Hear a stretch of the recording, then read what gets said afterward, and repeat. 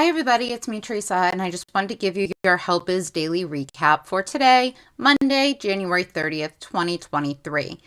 Guys, I am going to be making that part 2 video as promised, but it probably won't be till the weekend with a case study on HLBZ to explain to you how the death spiral funding actually works.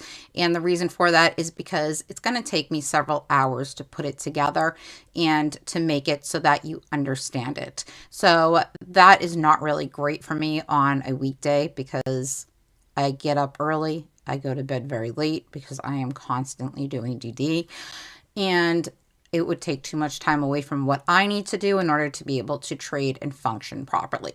So I will be getting that out for you next weekend, though. I didn't spend my entire weekend studying it to let you down. So promise that is coming. You have an idea about what I'm going to be discussing anyways, so there's no surprises there.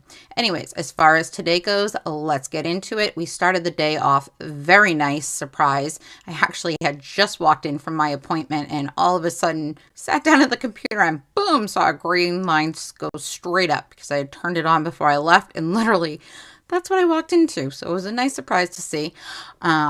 However, guys, they immediately shorted us right back down, and there was a lot of dark pool action going on today.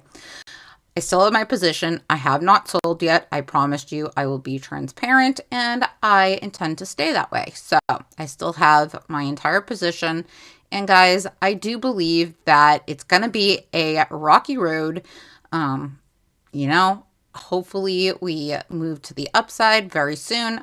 You have to keep in mind that if you watch that video regarding the death spiral funding, then you know that as they acquire shares, they have to offload them, because the reason being they can only hold a certain percentage of the company at one time. And obviously they're buying huge chunks, or they're getting huge chunks in exchange for money of those shares. So that being said, it's in their best interest to keep running it up a little bit, selling off, shorten it back down. So expect to continue to see that. And guys, just because it's not or Yorkville that's doing the shorting, trust me, somebody's working with them. Maybe not directly. Definitely not directly, because that would violate their contract, I'm sure. But indirectly, there's ways around it. And this has been going on for a very long time. Somebody's shorting them. It's very, very clear. And you know what? When they get that information back from the investigation from Sharon Tell, they'll know exactly who it is. So that won't be a secret for too much longer. Anyways, let's get into what happened today and where we stand. All right, so today we traded 146.92 million shares. Guys, that's still almost 3 times our average normal volume. So we're definitely still competing. We're in this game to win it, and we're definitely doing a good job of keeping up the pace. That's for sure. Are we winning it? Well, not at the moment, but give it time. Today, HLBZ announced that they're going to incorporate ChatGPT into the OpenAI technology. So guys, I'll give Salvatore credit for that one. ChatGPT seems to be the hottest thing trending right now, and he found a way to use it to our advantage. Fortunately, we didn't hold those gains, but with the amount of shorting that's going on, could you really expect much more? Now, we are currently showing short-term a weak bearish signal. This doesn't mean much, guys. To be honest with you, we're kind of like in between with 4 bullish and 3 bearish signals. So it's a mixed message. Right now, technically, it's showing that short-term we're going to move down. Medium-term, we're going to move back to the upside. So we shall see what happens. There is no guarantees with that. It is just a tool.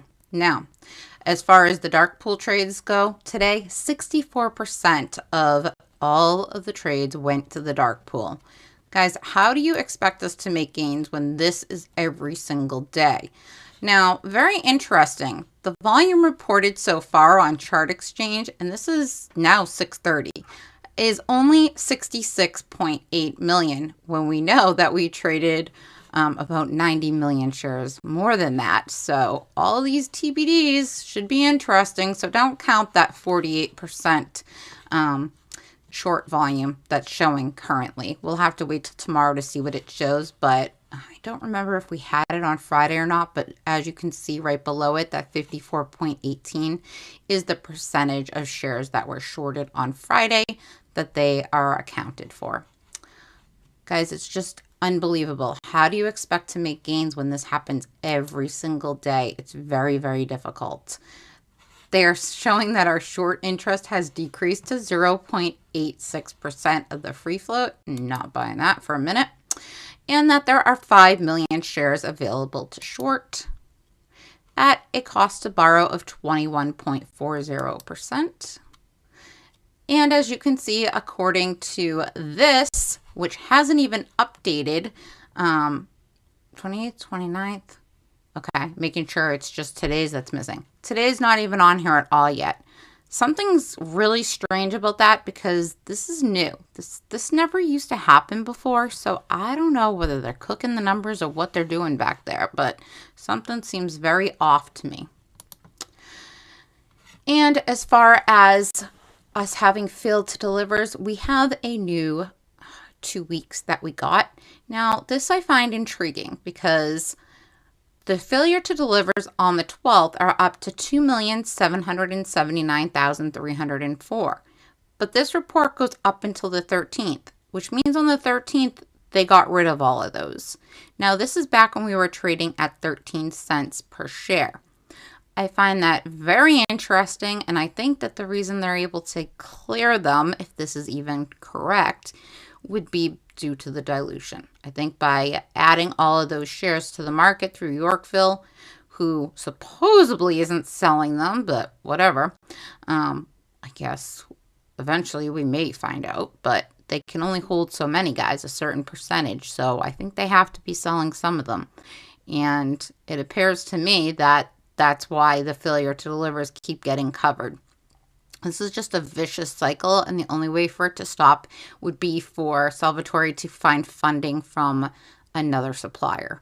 But we'll get into that more this weekend when we discuss it. I just wanted to give you a quick update and let you know that I am still in this play, and I'd love to see it go back up into that 55-cent range, and I'd love to retake $1 naturally to avoid a reverse split.